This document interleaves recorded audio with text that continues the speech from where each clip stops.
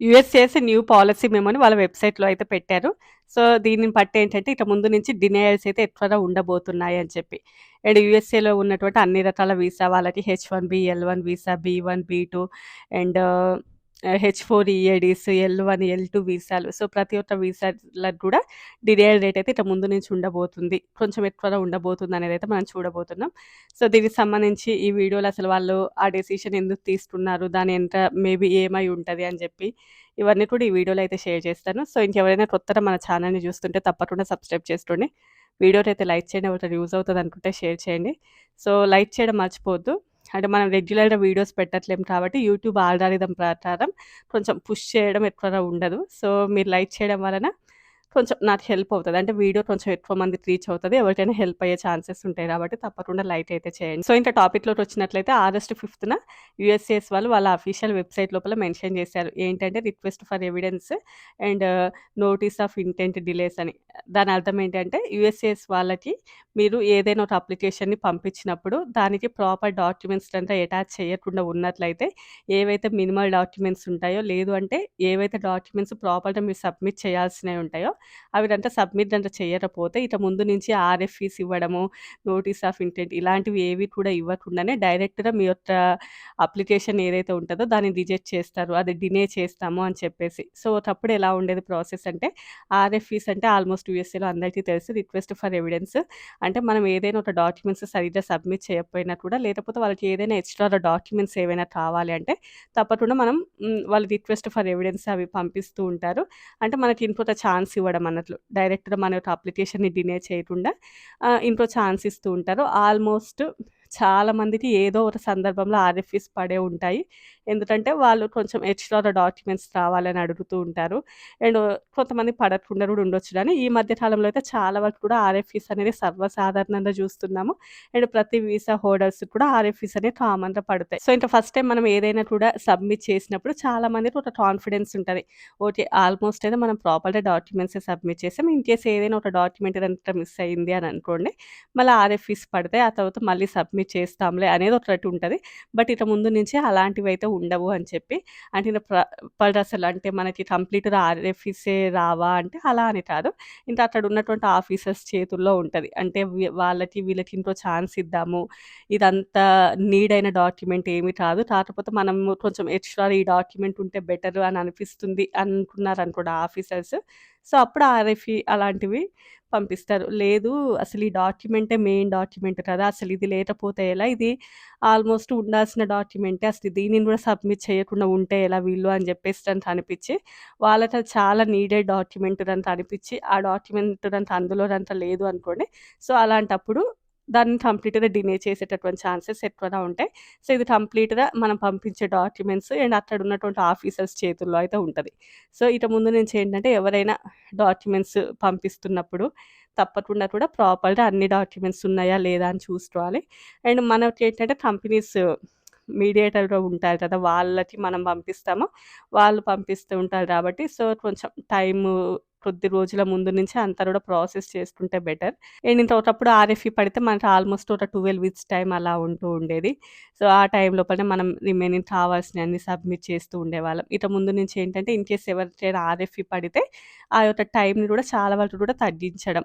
అంటే 4 weeks 3-4 వీక్స్‌లోనే remaining documents ఏవైతే ఉంటాయో అవి సబ్మిట్ చేయాల్సింది ఉంటది. అంటే ఇన్‌కేస్ ఎవరికైనా ఆర్ఎఫ్ఈ అని వస్తే. లేదు అంటే కంప్లీట్‌గా డినే అయితే మళ్ళీ ప్రాసెస్ అంతా మొదటి నుంచి చేసుకోవాలి కదా! సో, అది కూడా మనం మాట్లాడుకుందాం. అండ్ ఇది ఆగస్ట్ 5 నుంచి అది అప్లై అవుతది. అంటే ఆల్రెడీ ఇంతకుముందు ఎవరైతే సబ్మిట్ చేసిన వాళ్ళెవరైతే ఉంటారో వాళ్ళకి కూడా ఇది వర్తిస్తది. అండ్ ఫ్యూచర్‌లో ఎవరైతే సబ్మిట్ చేయబోతున్నారో వాళ్ళకి కూడా ఇదైతే వర్తిస్తది. అంటే ఆల్రెడీ ఎవరైతే ఇప్పుడు ఎక్స్‌టెన్షన్ ప్రాసెస్ కోసమో కంపెనీ చేంజ్ అయ్యేవాళ్ళు కానియండి, ట్రాన్స్‌ఫర్స్ కానీ ఇలా అప్లై చేసుకుంటారు కదా! వాళ్ళకి కూడా ఇవైతే అమల్లోకి వస్తదన్నట్లు. అంటే ఆర్ఎఫ్ఈ ఇవ్వచ్చు. లేదు అంటే కంప్లీట్‌గా డినే చేసేటటువంటి ఛాన్సెస్ అయితే ఉంటాయి. అదేంటి యూఎస్ఏలో ఏదైనా ఒకటి రావాలి అంటే ముందు ఒక పెద్ద డిస్కషన్స్ ఉండాలి. ఆ తర్వాత ట్రంప్ సైన్ చేయాలి. అండ్ దానికంటూ ఒక 90 డేస్ పీరియడ్ అని చెప్పి అది ఇది ఇలా చాలా ఒక పెద్ద మ్యాటరే ఉంటది కదా! అంటే సో, ఇది ఓన్లీ పాలిసీ చేంజ్ కాబట్టి దీనికి పెద్దగా అంత ఏం అవసరం లేదు. యూఎస్‌సిఎస్ వాళ్ళు సెక్యూర్ పర్పస్ మీద ఇలాంటివి తీసుకునే రైట్స్ వాళ్ళకుంటాయి కాబట్టి ఇది వెంటనే కూడా అమల్లోకైతే రాబోతుంది. సో, ఇక ముందు నుంచి ఎవరైతే అప్లై చేస్తున్నారో వాళ్ళు ప్రాపర్‌గా డెసిషన్ అయితే తీసుకోవాలి. అంటే డెసిషన్ మీన్స్ డాక్యుమెంట్స్ అన్నీ కూడా కరెక్ట్‌గా ఉన్నాయా? లేవా? అనేదైతే చూసుకోవాలి. సో, ఇంక ఇప్పుడు మనకి డిలే అయితే పెద్ద ప్రాబ్లమ్ ఏముందిలే అని అనుకుంటే, ఫస్ట్ వన్ ఏంటి అంటే, మళ్ళీ ప్రాసెస్ అనేది ముందు నుంచి చేసుకోవాల్సిందుంటది. అంటే మొత్తం మళ్ళీ సబ్మిట్ చేయడం అదంతా కూడా. అక్కడ మెయిన్‌గా ఇప్పుడు హెచ్-1బీస్ కానియండి, ఈవెన్ ఎల్-1 కానియండి, ఏదైనా కూడా ప్రాసెస్ ఇది హెచ్-1బీ, ఎల్-1 అనే కాదు. ఎవరైతే స్టూడెంట్స్ ఉంటారో ఓపీటీస్, స్టెమ్ ఓపీటీ, ఎక్స్‌టెన్షన్స్ వాళ్ళకి కూడా ఇవన్నీ కూడా అప్లై అవుతూ ఉంటది. ఇప్పుడు ఈ రూల్ అంతా వాళ్ళకి కూడా అప్లై అవుతది. సో, అప్పుడు ఎలా ఉంటది అంటే మనకి టైం అనేది దగ్గర పడుతూ ఉంది. ఇప్పుడు హెచ్-1బీస్, ఎల్-1 అప్లై చేసిన తర్వాత ఆల్మోస్ట్ 6 మంత్స్ టైం పడుతూ ఉంది. అంటే అది ప్రాసెస్ అవ్వడానికి చాలా వరకు కూడా టైం పడుతూ ఉంది కాబట్టి మనకి సడెన్‌గా డిలే అయిపోయింది అని అనుకోండి. ఇంకా అప్పుడు మనం ఏమి చేయలేం. I-94 ఆల్రెడీ ఎక్స్‌పైరీ అయిపోయింది అని అనుకోండి. అప్పుడు వెంటనే మొత్తము ప్యాక్ చేసుకొని ఎళ్ళిపోవాల్సిందుంటది. ఎందుకంటే మనం అన్‌లాఫుల్‌గా ఉంటున్నట్లుగా అవుతది. అంటే అది డిలే అయిపోయిందంటే మన దగ్గర ఆ ఎక్నాలెడ్జ్‌మెంట్ ఇదంతా లేకపోతే. మనకి నార్మల్‌గా ఏంటి మనము సబ్మిట్ చేసిన తర్వాత అది వాళ్ళకి రిసీవ్ అయిన తర్వాత ఒక ఎక్నాలెడ్జ్‌మెంట్ ఉంటది. దానిని బేస్ చేసుకొని మనం యూఎస్ఏలో ఉంటూ ఉంటాము. ఇన్ కేస్ అంటే డిలే అయిపోయిందంటే మనం అన్‌లాఫుల్‌గా ఉంటున్నట్లు అవుతది. అండ్ మనం వెళ్ళిపోతే దానికి ఇప్పుడు న్యూగా చాలా రూల్స్ వచ్చాయి గదా! వెంటనే మన మీద పెనాల్టీస్ పడడం అవుతది. అండ్ యూఎస్ఏకి ఇంకో 10 సంవత్సరాల వరకు రానియకపోవడము, ఇలాంటివి ఇలా చాలా కూడా జరుగుతూ ఉంటాయి కాబట్టి అది చాలా వరకు మెంటల్ టెన్షన్. వన్స్ గనుక I-94 ఎక్స్‌పైర్ అయిపోయి మనకి డిలే అయిందనుకోండి, ఇంక వితిన్ మినిట్‌లోనే వెళ్ళిపోవాలి. ఇంకా అది ఎంత దారుణంగా ఉంటదనేది ఇది అందరికీ తెలిసిందే. సో, అది చాలా వరకు కూడా ఒక మెంటల్ టెన్షన్. ఆర్ఎఫ్ఈస్ పడకుండా డైరెక్ట్ డిలే అవుతే అది చాలా వరకు కూడా ఇబ్బందిగానే ఉంటది. అది ఏ వీసా వాళ్ళకైనా కూడా. సో, ఎందుకిలా ఆర్ఎఫ్ఈ ఇవ్వచ్చు కదా! అంటే ఏదైనా డాక్యుమెంట్స్ చెక్ చేసి వాళ్ళకి ప్రాపర్‌గా లేవు అనిపిస్తే ఆర్ఎఫ్ఈ ఇవ్వచ్చు కదా! అంటే ఈ మధ్య కాలంలో ఆల్మోస్ట్ ఆర్ఎఫ్ఈస్ అనేది చాలా ఎక్కువగా అవుతున్నాయంట. చాలా మంది ప్రాపర్‌గా పంపాల్సినటువంటి డాక్యుమెంట్స్ కూడా పంపట్లేదంట. అంటే వీళ్ళకి ఆల్రెడీ ఆర్ఎఫ్ఈ పడతది అని తెలిసినా కూడా అంటే వాళ్ళు పంపించిన డాక్యుమెంట్స్‌కి దీనికి కంప్లీట్‌గా ఆర్ఎఫ్ఈ పడతది అని తెలిసినా కూడా అట్లానే డాక్యుమెంట్స్ సబ్మిట్ చేస్తూ ఉన్నారంట. ఎందుకంటే మనకి ఒక 240 డేస్ టైమ్ పీరియడ్ ఒకటి ఉంటది కదా! సో, దానిని ఒక స్లాట్‌ని మనం బుక్ చేసుకున్నట్లు అవుతదిలే అనుకున్నట్లుగా. అంటే మనకి ఇంకా ఆల్రెడీ టైమ్ ఉంటది. అండ్ మన నుండైతే అప్లికేషన్ ముందు అక్కడికెళ్తే ఇప్పుడు ప్రాసెస్ కూడా చాలా వరకు డిలేస్ అవుతున్నాయి. మళ్ళీ ఆర్ఎఫ్ఈ పడితే మళ్ళీ దానికి కొంచెం టైం ఉంటది. అప్పుడు సబ్మిట్ చేయొచ్చులే ఏదైనా డాక్యుమెంట్స్ అన్నట్టుగా చాలా వరకు చూస్తున్నారు. సో, అదొకటి ప్రాబ్లమ్ ఉంది. అండ్ చాలా వరకు కూడా ప్రాపర్ డాక్యుమెంట్సే పంపట్లేదు అనేది. అండ్ సెకండ్ వన్ ఏంటంటే ఈవెన్ ఈ గ్రీన్ కార్డ్ ప్రాసెస్ వాళ్ళు కూడా వెళ్ళేవాళ్ళు. అంటే ముందే మనము ప్రాసెస్ అయితే చేస్తున్నాము. సరిగ్గా డాక్యుమెంట్స్ లేకున్నా ఈవెన్ పిల్లల విషయంలో ఏదైనా సరిగ్గా డాక్యుమెంట్స్ లేకున్నా ముందే సబ్మిట్ చేద్దాం. ఆ తర్వాత ఏదైనా ఉంటే నెక్స్ట్ చూడొచ్చు. ఆల్రెడీ మా పిల్లలు ఏజ్‌లో ఉన్నప్పుడే మేము సబ్మిట్ చేశాము అని అనడం ఇలాంటివి జరుగుతున్నాయంట. సో, వీటిని బేస్ చేసుకొని ఏంటి అంటే వాళ్ళు లేదు ఇంకా ఆల్మోస్ట్ 100 మెంబర్స్ లోపల ఒక 20 వరకు కూడా ఇలా ఆర్ఎఫ్ఈస్ పడుతూ ఉన్నాయి. సరిగ్గా డాక్యుమెంట్స్ సబ్మిట్ చేయట్లేరు. ఇది చాలా వరకు కూడా టైమ్ డిలేస్ అవుతూ ఉన్నాయి. అండ్ అంత అవసరం లేదు అని అనుకున్నారేమో వాళ్ళు. అందుకోసమే ఇంక ముందు నుంచయితే అది ఇంకా ఆఫీసర్ చేతిలో ఉంటది. సో, ఇంక ఈ వర్క్ వీసా వాళ్ళు కూడా I-94 ఎక్స్‌పైరీ అవుతున్నది అంటే నెక్స్ట్ కొంచెం టైం అనేది సేవ్ అవుతది కదా! అదే 240 డేస్ టైం అనేది ఉంటది కాబట్టి కొంచెం అది మనకి హెల్ప్ అవుతది అన్నట్లుగా కొంచెం ప్రాపర్‌గా లేకుండానే హర్రీ బరీగానే అప్లై చేస్తున్నారు అని ఇలాంటివి చాలా వాటిని బేస్ చేసుకొనైతే ఇక ముందు నుంచి ఈ ఆర్ఎఫ్ఈస్ అనేది ఇంకా ఆఫీసర్స్ చేతిలో ఉండబోతుంది అని చెప్పేసి.